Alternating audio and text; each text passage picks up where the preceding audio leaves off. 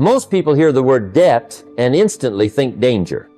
They picture red numbers, overdue bills, sleepless nights, and they're right. For the undisciplined, debt is dangerous. But let me tell you something. It's not the fire that burns the house, it's the man who doesn't know how to control it. The wealthy think differently. They don't run from debt, they master it. They understand that money borrowed with wisdom becomes a lever, one that can lift mountains, build assets, and create freedom. The poor fear debt, the wealthy train it. And the question I want to ask you tonight is this. Are you being mastered by money, or are you learning to make it your servant? Let's talk about something most people misunderstand. Debt. For many, the very word makes the heart race, the palms sweat, and the stomach turn. They've been taught that all debt is dangerous, that borrowing means bondage, and that the only way to live free is to avoid it altogether. And while that may sound wise on the surface, it's not entirely true. Because debt, like fire, can burn down your house or it can cook your dinner. It's not the fire that's bad, it's how you use it. The same is true for money. The poor fear debt because they don't understand it. The wealthy master debt because they've learned how to make it serve them. You see, debt itself isn't the enemy. Ignorance is. People get destroyed not because they borrow, but because they borrow blindly. They use credit to buy comfort, not creation. They finance a car that loses value instead of a business that creates it. They spend years paying interest on things that don't pay them back. That's not wealth building, that's wealth draining. The real question isn't, is debt bad? The real question is, what kind of debt am I carrying? There are only two kinds of debt in life. Debt that serves you and debt that enslaves you. Good debt produces income or grows in value. It helps you acquire assets, property, education or business equipment that expands your ability to earn. Bad debt, on the other hand, takes from you. It buys what fades, gadgets, vacations, or fashion, and leaves you with nothing but a bill and regret. The moment you understand that distinction, your entire financial future changes. Because then, debt stops being a burden and becomes a lever, a way to lift your life higher. I remember when I was first learning about money. I had no assets, no investments, and more excuses than income. My mentor said to me, it's not about whether you owe, it's about what you owe for. That hit me hard, because I realized I had borrowed for everything that gave me pleasure, but never for anything that gave me power. I had used debt emotionally, not intelligently. So I changed my approach. I decided to borrow only for things that could make me money, not cost me money. I studied how investors use leverage to multiply their returns, how business owners financed growth instead of consumption, and how disciplined people used loans to acquire freedom, not toys. That shift changed my life.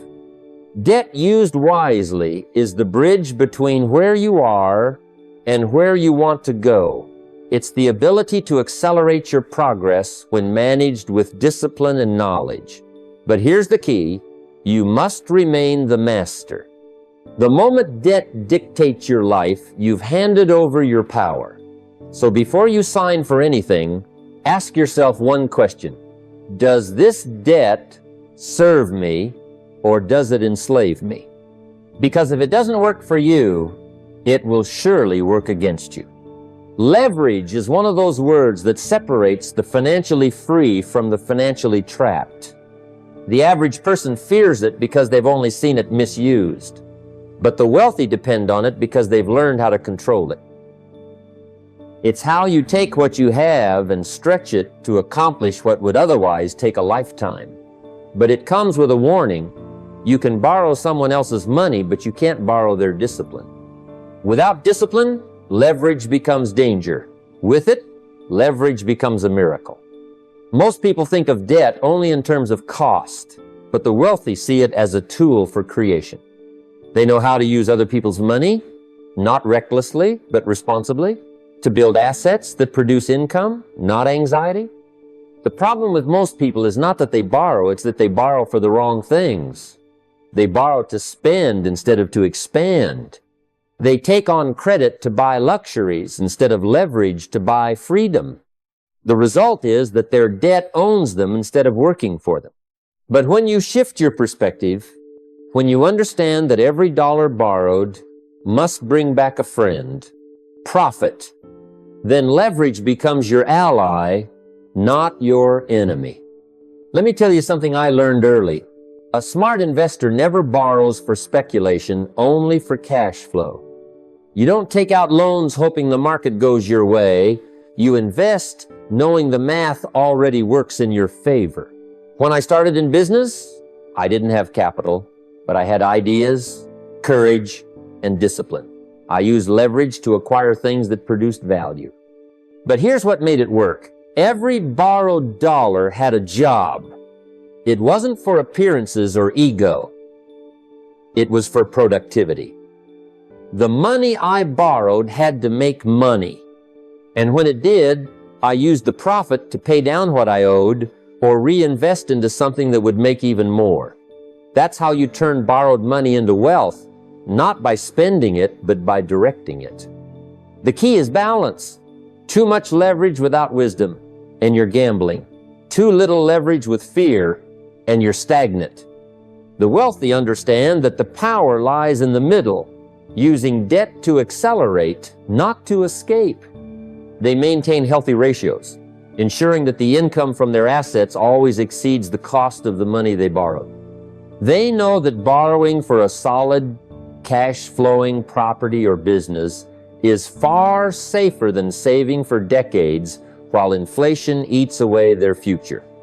Leverage, in the hands of a disciplined mind, is freedom. It's the ability to buy time, opportunities, and growth, but it requires a steady heart and a clear plan. So before you use borrowed money, ask yourself, will this multiply my value or magnify my mistakes? Because used wisely, leverage is the quiet engine of wealth. But used carelessly, it's the loudest path to ruin. There's a simple rule that separates those who grow wealth from those who lose it. The wealthy borrow for cash flow. Everyone else borrows for comfort. It's one of the great dividing lines in financial life. Most people use debt to make life look good today, while the wealthy use it to make life better tomorrow. But debt used for purpose expands. It creates systems that pay you back month after month, year after year. The key is not how much you borrow, but why you borrow. When I was younger, I made the same mistake many people make. I borrowed to upgrade my life, not my capacity. I used credit to buy things that looked good but produced nothing. And every time the payment came due, I realized that I had traded future peace for momentary pleasure. That's what most people do. They use borrowed money to buy what disappears, the new car, the vacation, the latest gadget. And when it's over, they're left with payments, not progress. But the wealthy think differently. They use borrowed money to buy what multiplies: businesses, property, and systems that create steady income. Here's how they see it.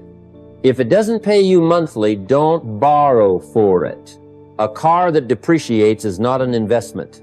A business that produces cash flow is. A piece of property that rents itself out is. When you borrow for something that earns, the debt becomes a seed, not a chain. Every payment brings you closer to ownership instead of deeper into obligation. When your debt builds income, you're not working for the bank is working for you. I remember one particular lesson that changed the way I thought about borrowing. I had the chance to buy a small property, It wasn't glamorous, an average neighborhood, nothing fancy, but the math worked. The rent covered the mortgage, and a little was left over. My mentor told me, "You're not buying a house, you're buying a stream of cash flow." That idea changed my mindset. From that moment on, I stopped thinking in terms of possessions and started thinking in terms of systems. I wasn't borrowing for things anymore. I was borrowing for engines that produce money. The principle is simple but powerful. Don't use credit to decorate your lifestyle. Use it to design your freedom. Every dollar you borrow should have a job.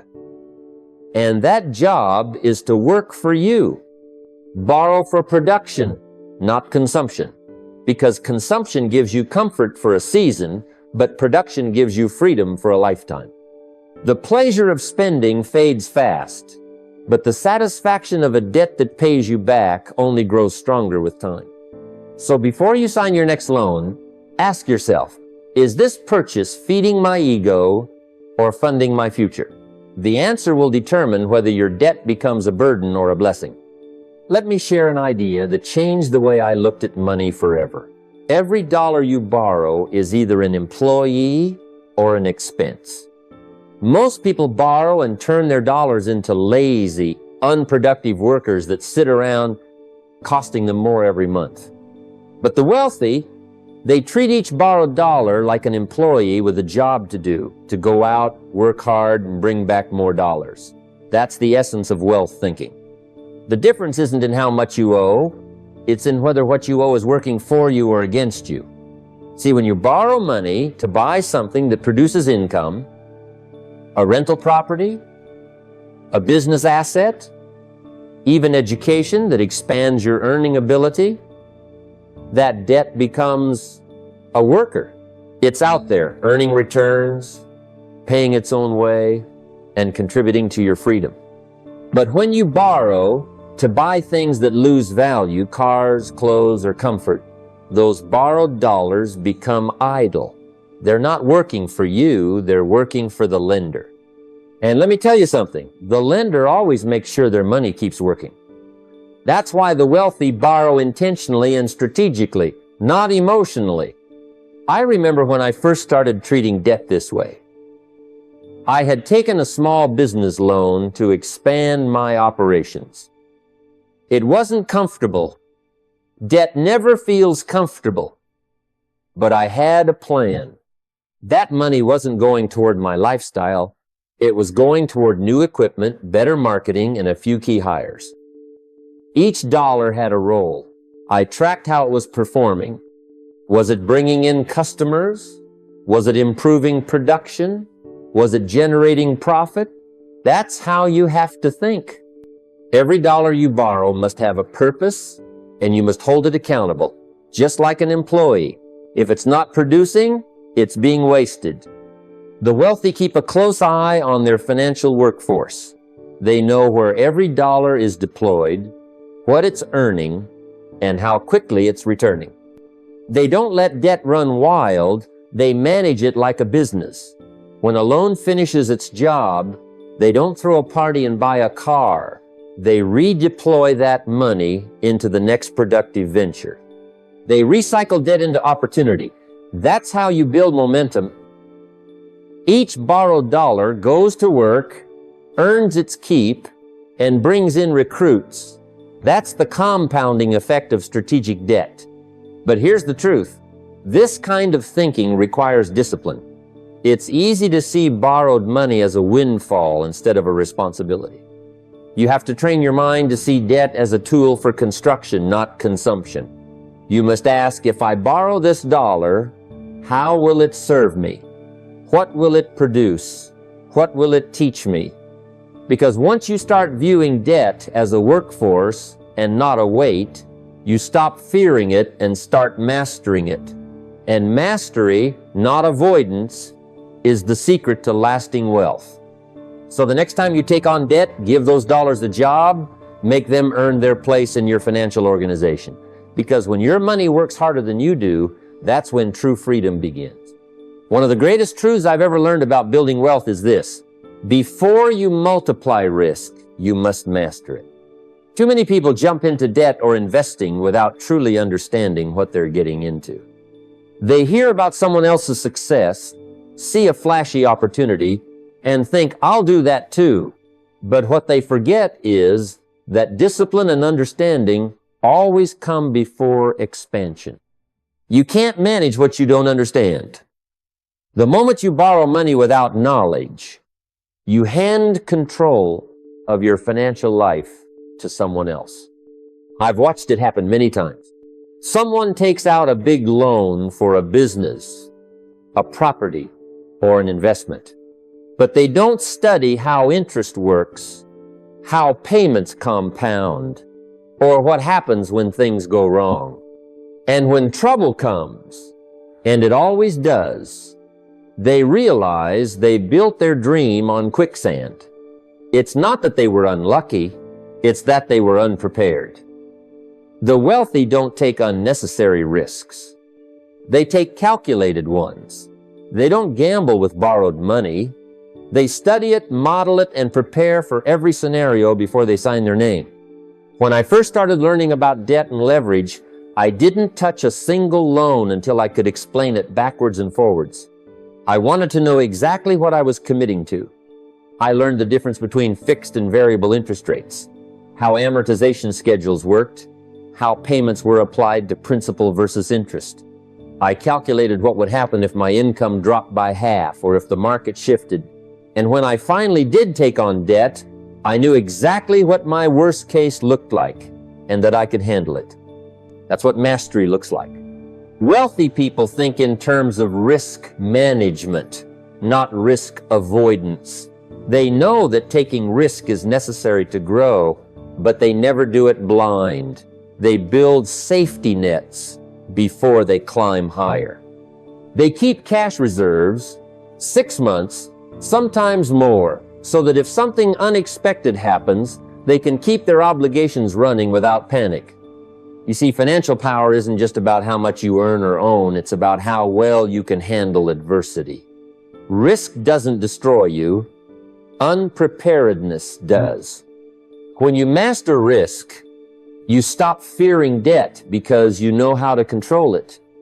You understand the terrain. You know that every loan has a structure. Every rate has a rhythm. And every payment is predictable when managed with intention. The key is education. The time you spend learning about money is the best investment you'll ever make because it protects every dollar that follows. So before you borrow, study. Before you expand, plan. Before you multiply, master. Understand what you're dealing with so deeply that no surprise can shake you. Because once you master risk, leverage becomes power, and power, when guided by wisdom, becomes wealth. Always remember, the goal isn't to avoid risk. It's to understand it so well that it serves you, not scares you. One of the most overlooked secrets of wealth is this. The truly rich don't just borrow money, they borrow time. Think about it for a moment. Most people trade hours for dollars, working long days to pay bills, meet deadlines, or keep up with obligations. Every hour spent doing tasks that someone else could handle is an hour of your life lost. The wealthy approach debt differently. They borrow strategically, not to consume, but to free themselves. They understand that time is the ultimate currency, and money is simply a tool to buy more of it. I remember early in my journey when I realized that I could either mow my own lawn, answer every minor question, or handle every small administrative task myself, or I could hire someone and invest that same time into growing my business, studying the market, or learning skills that multiplied my earning power. Borrowing, in the right context, was my lever. Using debt to pay for help, to automate processes, or to streamline operations, I suddenly had hours I could reinvest into strategic thinking rather than busy work. That was a turning point. Every dollar borrowed became a worker. Every hour saved became a step toward freedom. The principle is simple but powerful. Finance wisely to reduce your personal load, Then use that liberated time to multiply your value. Instead of sweating over tasks that don't create exponential returns, focus on learning, creating, or scaling ventures that produce consistent income. Systems, automation, and strategic delegation become your allies. When executed correctly, the debt doesn't enslave you, it empowers you. It allows your mind, not your muscles, to do the work. This mindset transforms debt from a liability into leverage. The wealthy borrow time because they understand that hours, unlike money, cannot be replaced. Every task, delegated or automated, is an investment in your own capacity to think, to create, to grow. That's how small debts convert into massive opportunities, how borrowed capital becomes a tool for exponential progress, and how focus and freedom compound faster than dollars ever could. So the next time you consider debt, ask yourself not, what will this cost, but what will this free me to do? Use it wisely, and it becomes your ally, buying the most precious asset of all, time. Think of money and debt not as static forces, but as rivers with seasons, each flowing in patterns that, when understood, can work for you instead of against you.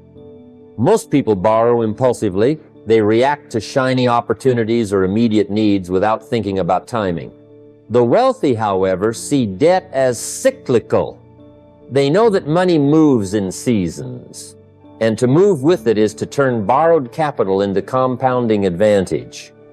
Early in my journey, I learned the hard way that taking on debt without a plan is like planting seeds in the wrong season.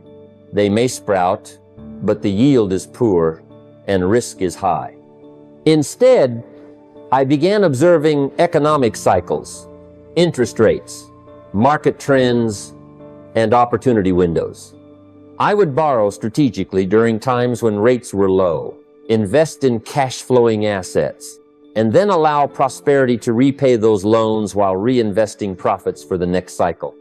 Each wave of borrowing and repayment became predictable, controlled, and multiplying, instead of chaotic and draining.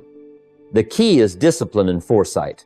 Before taking on debt, always know your exit strategy. How will this loan be paid? What is the worst case scenario? What happens if the market shifts? By aligning borrowing with opportunity, repaying during stability, and reinvesting during growth, you create a rhythm where debt is a servant, not a master. This cyclical approach transforms fear of debt into confidence and predictability. This method requires patience. It requires watching, waiting, and moving at the right time. It requires seeing your financial journey as a series of seasons rather than a single sprint.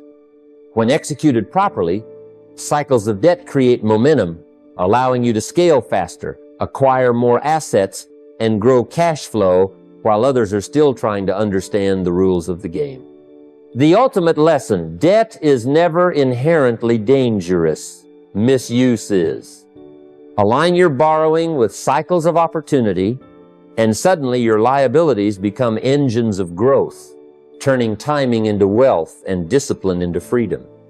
Debt, when used with wisdom, becomes one of the most powerful tools an investor can wield. Fear is the silent killer of opportunity. Most people shy away from borrowing or using debt because they've been taught to fear it, to see it as a trap. I remember when I first started with leverage, my hands shook just looking at the numbers.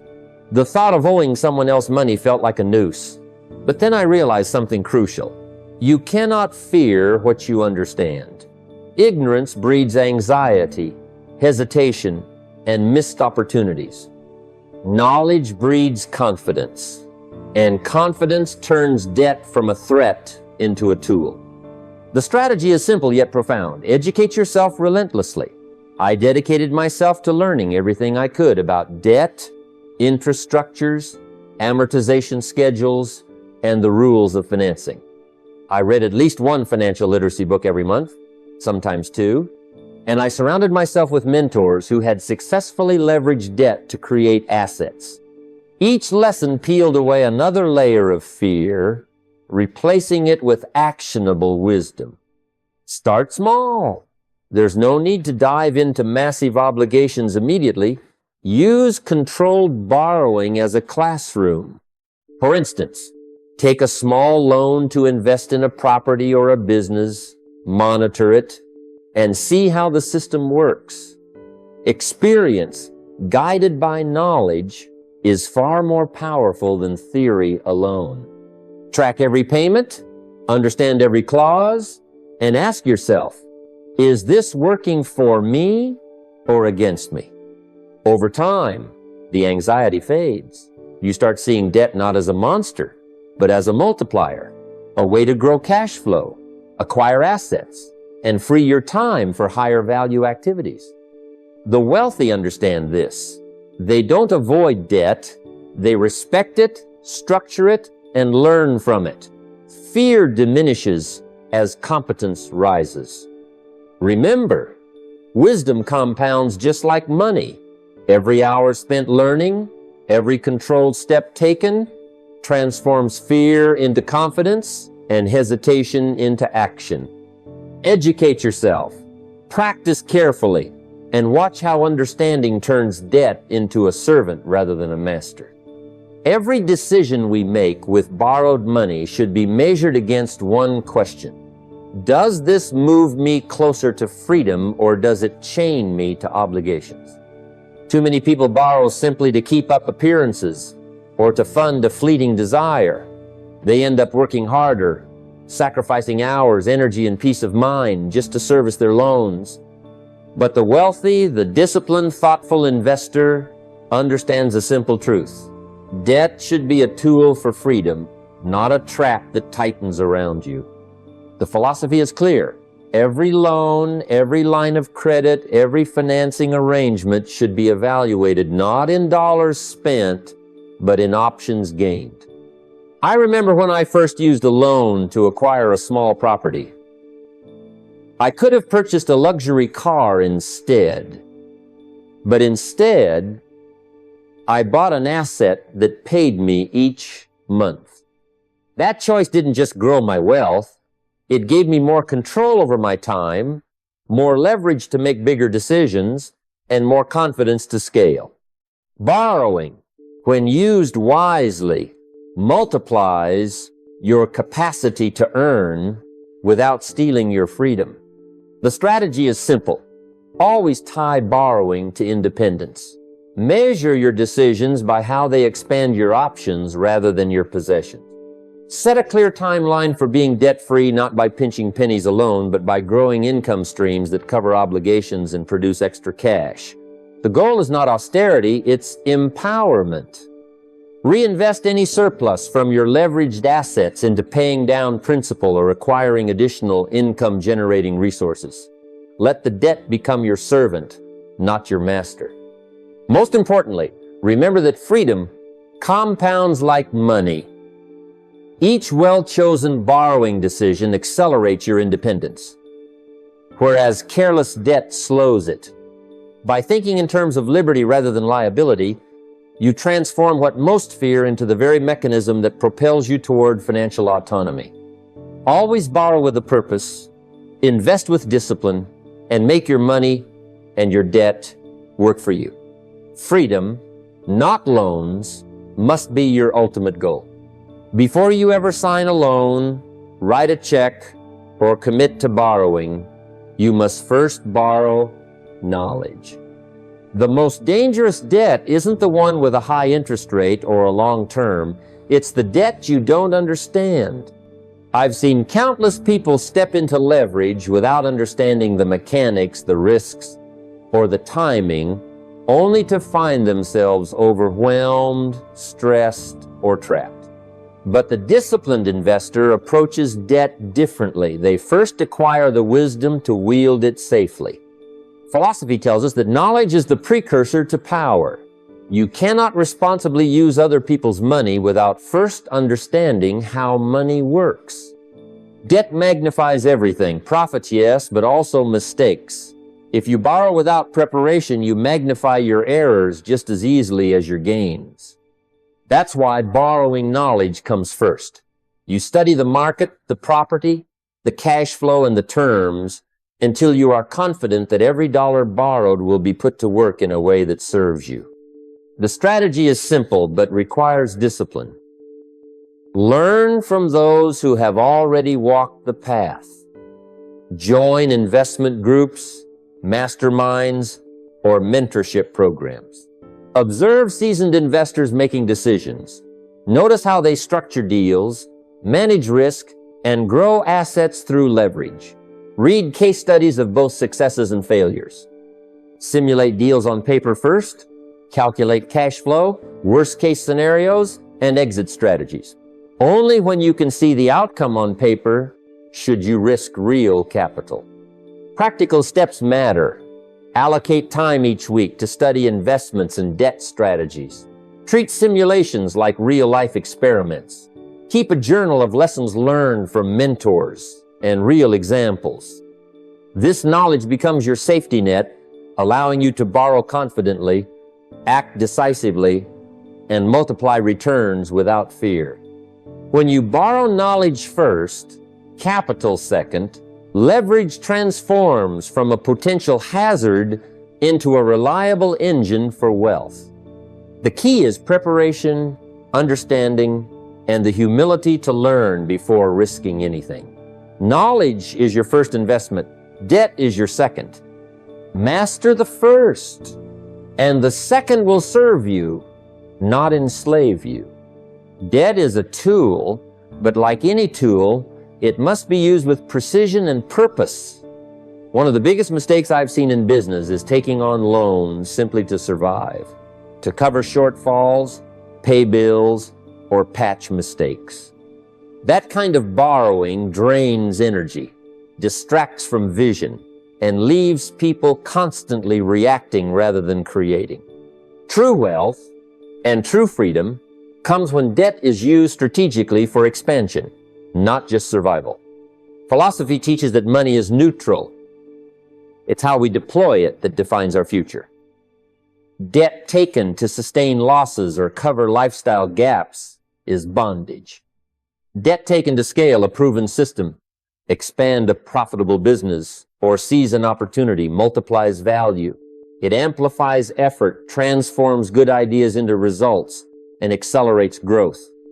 But it requires discipline. You must only borrow when there is a clear, measurable path to returns, and your foundation must be solid enough to support it. The strategy is simple. Identify areas of your business where additional capital will produce predictable revenue growth. Don't borrow to plug holes, borrow to build wings. Before taking on expansion debt, ensure you have a safety net in place. An emergency fund or reserves acts as insurance, so growth opportunities don't turn into crises if the unexpected happens. Practical steps matter. Analyze potential loans against realistic revenue projections. Ask yourself, will this loan produce more income than its cost? Will it make my business stronger, not weaker? Borrow to hire staff who multiply output, purchase equipment that increases efficiency, or invest in marketing that drives predictable sales. Avoid using debt to patch problems or cover losses that only delays learning and magnifies risk. Track all borrowed funds, tie them to measurable results, and pay close attention to timing and repayment. Expansion debt, handled wisely, becomes a lever for freedom. Survival debt becomes a chain. The key is intentionality. Borrow only for opportunities that clearly enhance capacity, income, and growth. When debt fuels expansion, energy is multiplied, business scales, and wealth compounds. Borrow strategically, act decisively, and let debt work for you, not against you. Most people fear debt because they picture it as a chain that binds them to a life of struggle. But what if I told you that debt, when used wisely, could be the ladder to your future? One of the most powerful ways to leverage borrowed money is not to buy a car, a gadget, or a fleeting luxury, but to buy skills that pay forever. The philosophy is simple. A loan for wisdom pays dividends for life. Unlike consumer goods that depreciate the moment they leave the store, knowledge grows in value as you apply it. Education, mentorship, certifications, and specialized training compound over time, producing income that far exceeds the cost of the loan.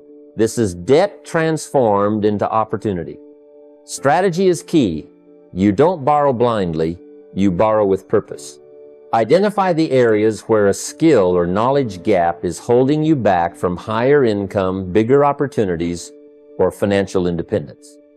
Use debt to access what you couldn't otherwise afford, but make sure the investment will generate returns. A mentor who teaches you how to create a profitable business, a certification that qualifies you for higher paying work, or a specialized course that allows you to launch a scalable income stream. These are the kinds of debt worth taking. It's not just spending, it's investing in your capacity to earn, to think, and to create value. Practical steps are where theory becomes action. First, choose your learning opportunity carefully. Evaluate its potential to increase your income or multiply your results. Borrow only what is necessary, keeping repayments realistic against projected returns. Second, apply what you learn immediately. Whether it's a sales technique, investment strategy, or leadership skill, put it into practice as soon as possible to generate a measurable ROI. Third, repay your loan from the income created by your new skill, not by continuing to scrape by with old habits or underpaid work. This creates a virtuous cycle. Borrowed money becomes an investment that produces income, which covers the debt and leaves you ahead. I've seen countless individuals transform modest beginnings into lasting wealth by using debt for education and mentorship rather than consumption. They leverage knowledge to multiply opportunities, escape income ceilings, and create financial freedom that lasts a lifetime. The lesson is clear. Debt doesn't have to be a burden. It can be the seed for a lifelong harvest of skills, income, and independence. Borrow to learn, apply relentlessly, and watch your potential repay you many times over. Many people see debt as a trap, a dark cloud that hovers over their finances, bringing stress and limitation. But the wealthy see it differently. They see it as a tool for creating cycles of growth. What others call debt, the wealthy call rotation. They understand that money, like energy, must flow to create momentum. Debt, when used wisely, doesn't limit you, it multiplies you. The key is to turn borrowing into a cycle of wealth, where each obligation fuels the next opportunity, rather than draining your resources. The strategy is straightforward, but requires discipline and vision. Every time you take on debt, you must view it as a stepping stone, not a finish line. Use borrowed capital to acquire assets that appreciate or generate income. Once those assets increase in value or produce cash flow, you can refinance, pulling some of that equity out to invest in the next property, business, or income stream. This creates a rotation, a continuous movement of capital that compounds over time. Unlike reckless borrowing, which leaves you with interest payments and little else, strategic debt rotation builds a system where old debt funds new growth and cash flow starts working in multiple directions. The practical steps make this principle actionable. First, identify assets that have potential to appreciate or produce reliable cash flow. Whether it's real estate, a business, or a leveraged investment, the asset must generate returns exceeding the cost of debt. Second, manage leverage carefully. Borrow only what you can comfortably rotate. Excessive debt creates fragility. Moderate, well-calculated borrowing creates flexibility. Third, establish a system for rotation. Refinance, reinvest, and monitor results constantly. Each debt cycle should feed the next, building an expanding network of income-producing assets. I've witnessed countless individuals who began with one modest property or a small business loan, and through disciplined rotation, they turned that single obligation into a growing portfolio of assets.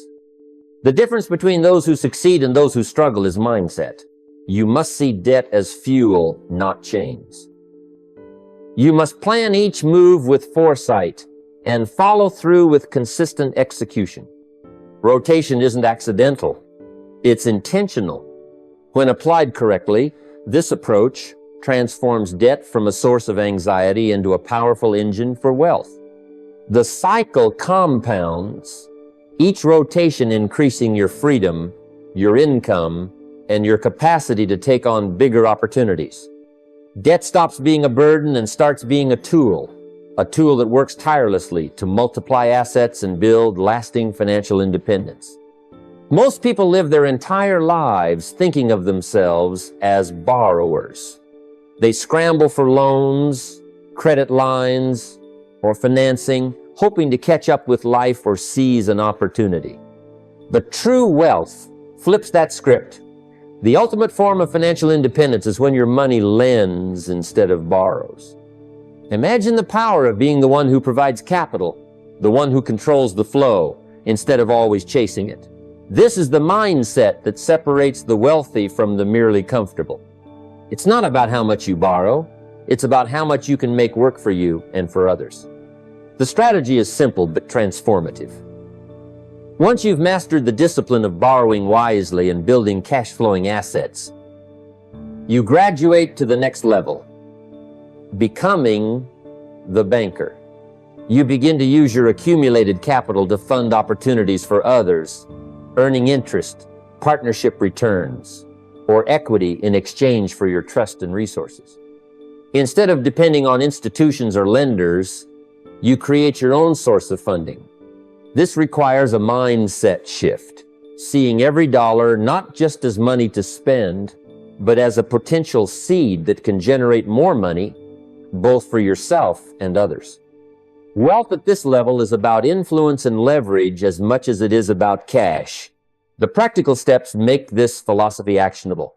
First, start transitioning from borrowing to private lending.